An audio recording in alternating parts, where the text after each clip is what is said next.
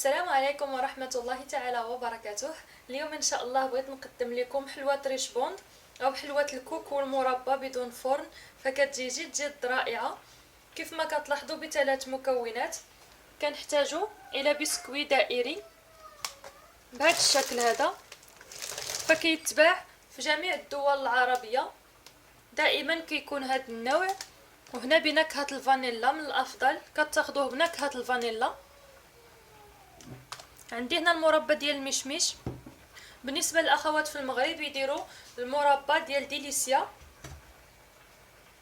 انا هنا عندي اللي تيكون قاسي متماسك، فكنضيف ليه القليل جدا من الماء فوق النار وكنخليه كيسيح بهذه الطريقه.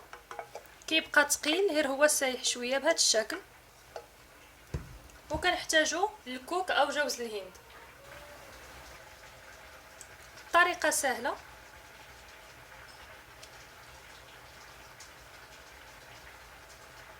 كنديروها في المربى وكنقطروها جيدا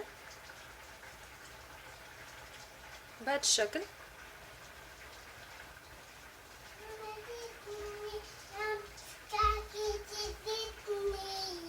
واخا واخا وها هي واجده.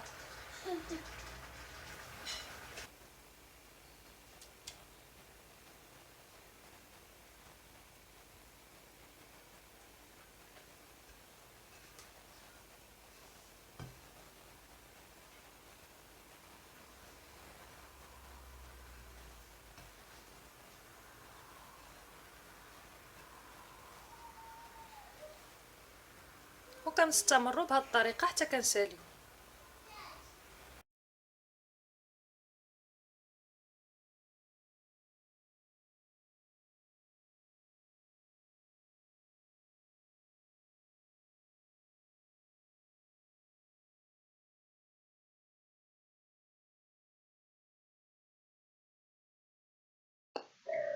ولمشاهدة الطريقة الأصلية لحلوة الكوك والمربى، فكتجي جد رائعة هشيشة وكتذوب في الفم بمقادير ناجحة. فغادي نخلي لكم الرابط الآن في الفيديو، وأيضا في صندوق الوصف وفي أول تعليق. وها حنا في أقل من 10 دقائق وجدنا حلوة الكوك والمربى أو المعروفة بريش بوند. كتذوب في الفم وهشيشة. كنتمنى أنكم تجربوها.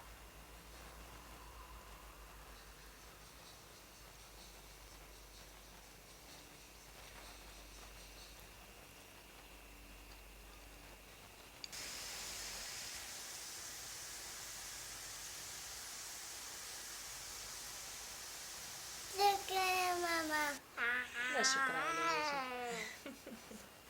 شوينة ولا خايبة؟